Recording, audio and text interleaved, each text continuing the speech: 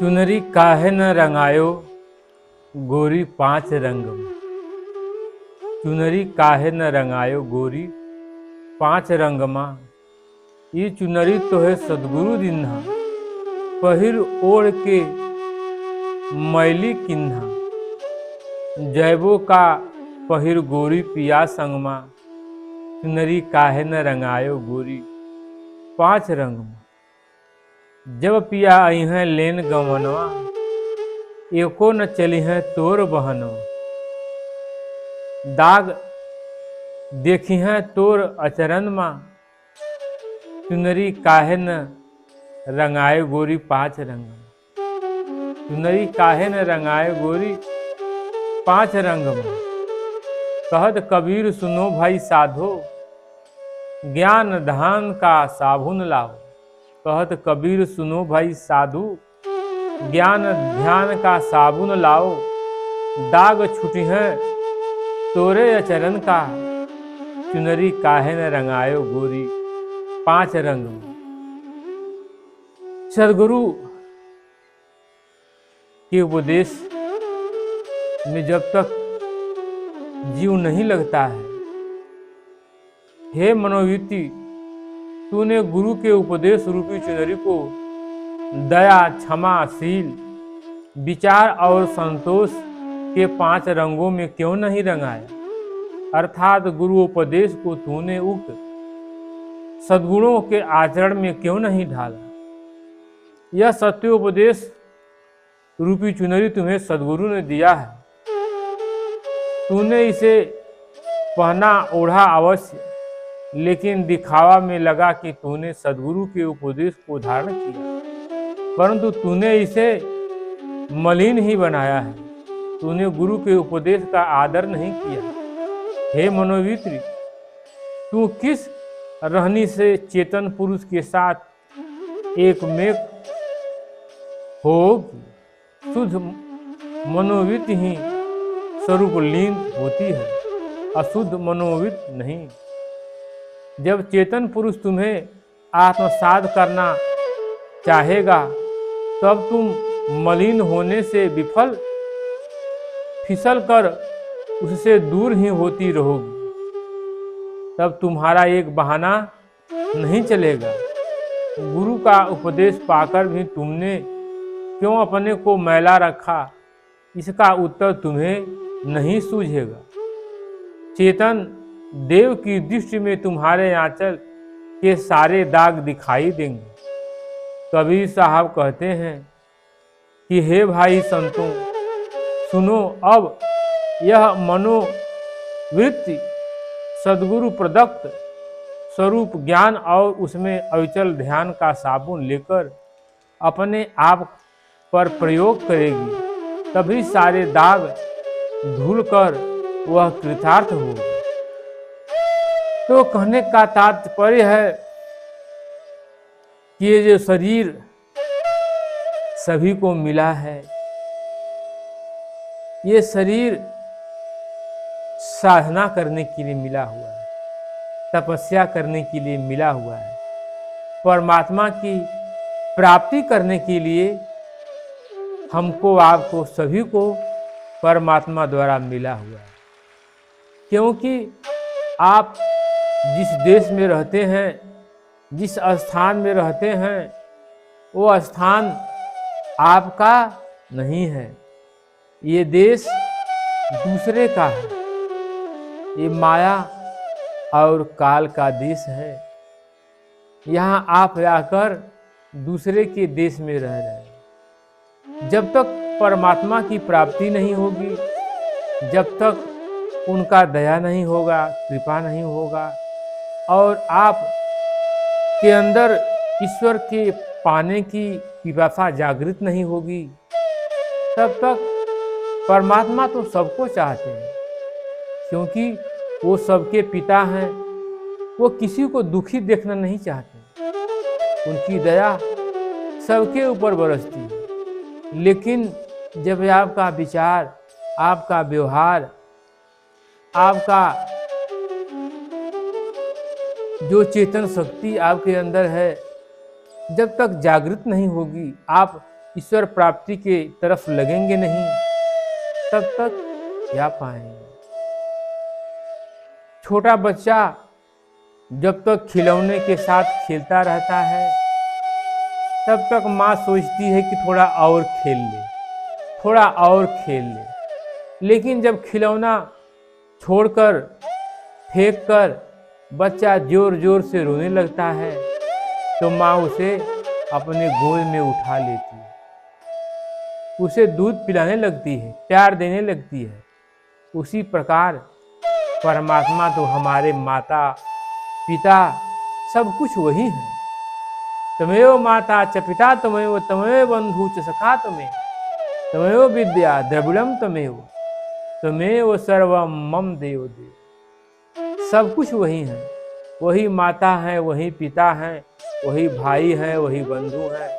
हर रूप में आपके साथ वही, बस आपको समझने की देर है। अगर आप साधन के पथ पर चलते हैं और लग जाते हैं, तो परमात्मा सहज में ही प्राप्त हो जाते हैं। बस उनको अपना मान करके, गुरु को अपना मान करके उनके आदेशों का पालन किया जाए, उनके आज्ञा का पालन किया जाए, क्योंकि गुरु आज्ञा से बढ़कर कुछ भी नहीं है। गुरु आज्ञा सेवई सोई साधु और गुरु आज्ञा पद भेद अगाधु। गुरु की आज्ञा का पालन करने वाला सब कुछ सहज में पा जाता है।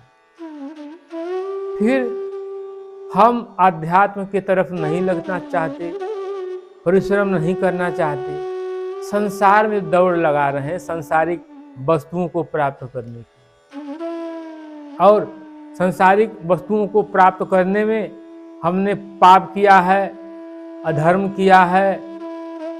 कहाँ से कैसे धन मिल जाए, शोहरत मिल जाए, सब कुछ मेरा हो जाए, ऐसा करने में कहीं अधर्म हुआ है, कहीं पाप हुआ है, कहीं किसी को कष्ट पहुंचा है, तो क्या है?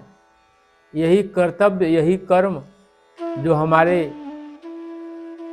शरीर रूपी चुनरी को मैले किए हो। कई जन्म जन्मांतर से बुरे कर्म हमने किया है, वही इस चुनरी को गंदा किए हैं। जब तक गुरु से उपदेश लेकर उनके बताए हुए पथ पर न चलकर हम संसार की तरफ दौड़ते रहेंगे, तब तक हमें दुख भोगना पड़ेगा। जिस दिन प्रभु के आदेश का पालन करने लगेंगे, अपनी श्रद्धा, विश्वास, समर्पण और भक्ति सद्गुरु के चरण में लग जाएगी, तो साहब सो सब होत हैं बंदे ते कछुदाएं, राई ते पर्वत करे पर्वत राई। साहब अगर चाह जाएं तो क्या न कर दें, वो सब कुछ करने का उनके अंदर सामर्थ्य है। राई को पहाड़ बना सकते हैं और पहाड़ को राई बना सकते हैं, जीव को शिव बना सकते हैं, वो उनके अंदर सामर्थ्य है। तो गुरु, इसीलिए गुरु बड़ा गोविंद ते यही हृदय ठहराए, और गोविंद करते न्याय है गुरु दया दर्शन। गुरु दया का सागर है, सदा दया बरसाता है। चाहे आने वाला सामने भक्त किसी प्रकार का हो, किसी स्थिति का हो, गरीब हो, अमीर हो, ऊंच कुल का हो, नीच कुल का हो, काला हो, गोरा हो, किसी धर्म संप्रदाय का हो, सद्गुरु उसे हमेशा आत्म कल्याण के लिए प्रेरित करते हैं। क्यों? कि वो चाहते हैं कि सारा संसार सुखी हो जाए, सुखारी हो जाए, इस संसार रूपी दुख से निजात पा ले, अपने आत्म स्वरूप को प्राप्त कर ले। इसलिए गुरु भगवान से भी ऊंचा दर्जा पाए हुए हैं, प्राप्त है। भगवान स्वयं कहा कि पहले गुरु को प्रणाम करो, अगर गुरु न मिले होते तो हमको कहाँ पाते। बिना गुरु के भगवान भी नहीं मिलते। इसीलिए धरती पर जो भी आया, राम आए, कृष्ण आए, जो भी आए, सभी ने गुरु किया। राम कृष्ण से को बड़ा तीनों ने गुरु की, तीन लोक के वे धनी, आगे गुरु आदि। राम आए, कृष्ण आए, कबीर आए, मीरा आई, रविदास आए, गोस्वामी तुलसीदास जी आए, जो भी महापुरुष आए इस धरती पर, सब गुरु के शरण में गए और उनके बताए हुए रास्ते पर चलकर महान स्थिति प्राप्त हो गए, महापुरुष हो गए, जगत में कल्याण के रास्ते को, पथ को आगे बढ़ाए। इसलिए हमें गुरु के शरण में जाना चाहिए, उनके बताए हुए रास्ते पर चलना चाहिए और इस शरीर रूपी चुनरी को गुरु के ज्ञान द्वारा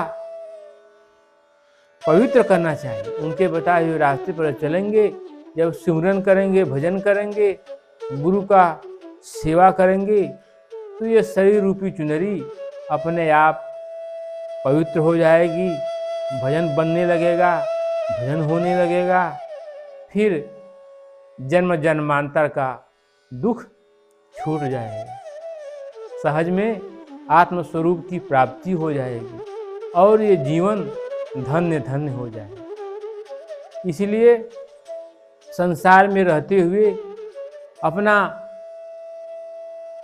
क्रियाकलाप, सांसारिक व्यवहार का काम करते हुए अपने आत्म कल्याण के लिए जरूर कुछ समय इंसान को निकालना चाहिए। एक घड़ी आधी घड़ी आधों में पुनियाद, तुलसी संगत साधु की कटे कोटि अपराध। कुछ तो कीजिए, प्रयास कीजिए, वरना ये समय बहुत मूल्यवान है और समय के साथ जो चलता है वही महान होता है। समय से जो पिछड़ गया तो समय उसको छोड़कर आगे बढ़ जाती है।